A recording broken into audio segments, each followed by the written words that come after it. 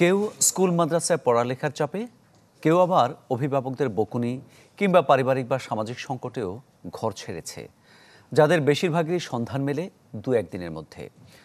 চট্টগ্রামে নিখোঁজের ঘটনা পর্যালোচনা করে এমন তথ্য পায় চ্যানেল 24। তবে তাদেরকে পুঁজি করে গুজব ছড়িয়েছে সামাজিক যোগাযোগ মাধ্যমে এবং আতঙ্ক ছড়াচ্ছে একটি চক্র।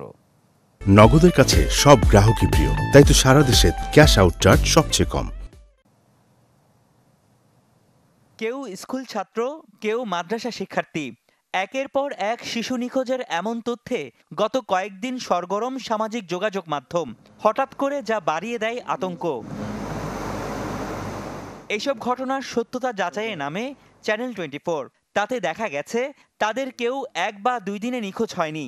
যারা নিখোঁজ ছিল তাদের বেশিরভাগই 2-1 দিন পর ফিরে এসেছে। এই যেমন নগরীর হালিশহর থেকে নিখোঁজ রাহিনুল ইসলাম তাহিনকে পাওয়া যায় ঢাকায়। উনি কিভাবে নিখোঁজ হয়েছেন কিছু বলতে পেরেছেন? উনি স্বেচ্ছায় গেছে, হয়তো ওনার রাগ ছিল, একটু নিজের মনে একটা অভিমান ছিল, এই জন্য গেছে। এসব নিখোঁজের ঘটনা পর্যালোচনা করে দেখা গেছে কেউ স্কুল মাদ্রাসায় পড়ালেখার চাপে, কেউ অভিভাবকদের বকুনির কারণে কিংবা পারিবারিক বা সামাজিক সংকটেও কেউ ঘর ছেড়েছে, যার অনেক ঘটনাই জানানো হয়নি পুলিশকে। বর্তমান সময়ে যে সমস্ত বাচ্চারা আছে তারা সেন্সিটিভ, তারা অনেক সময় বাবা মার সাথে বা ভাই বোনের সাথে কোনো বিষয় নিয়ে কথা বা মনোমালিন্য হলে তারা মানে স্বেচ্ছায় কোথাও দাদার বাড়িতে না বা নানার বাড়িতে চলে যাচ্ছে।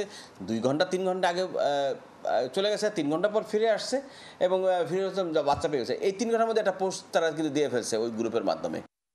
ঘটনার সমাধানে আইনশৃঙ্খলা বাহিনীর সহায়তা না নিয়ে সামাজিক যোগাযোগ মাধ্যমের আশ্রয় নেয়াকে সঠিক পথ মনে করছেন না বিশেষজ্ঞরা। তাদের মতে এর পেছনে রয়েছে গুজব ছড়িয়ে ফায়দা তোলার উদ্দেশ্য, যার শক্ত নজরদারি দরকার বলে মনে করেন তারা। একটা গোষ্ঠী বা কোনো ব্যক্তি আপনার নিজে ভাইরাল হওয়ার জন্য বা মানুষকে একটি অস্বস্তিকর সমাজের মধ্যে একটি আতঙ্ক ছড়ানোর জন্য এই সকল বিষয়গুলো সোশ্যাল মিডিয়ায় গুজব হিসেবে ছড়াচ্ছে। যারা এ ধরনের গুজবকে সমাজে ছড়িয়ে দিচ্ছে, মিথকে ছড়িয়ে দিচ্ছে, তাদের বিরুদ্ধে যথোপযুক্ত শাস্তির ব্যবস্থা নিশ্চিত করে দৃষ্টান্তমূলক উদাহরণ সৃষ্টি করতে হবে। এখনো নিখোঁজ থাকা শিশুদের উদ্ধারে কাজ করার পাশাপাশি সামাজিক যোগাযোগ মাধ্যমে যেসব পেজে গুজব ছড়ানো হচ্ছে তাদেরও শনাক্তের কথা বলছে পুলিশ প্রশাসন। রনি দত্ত, চ্যানেল 24, চট্টগ্রাম।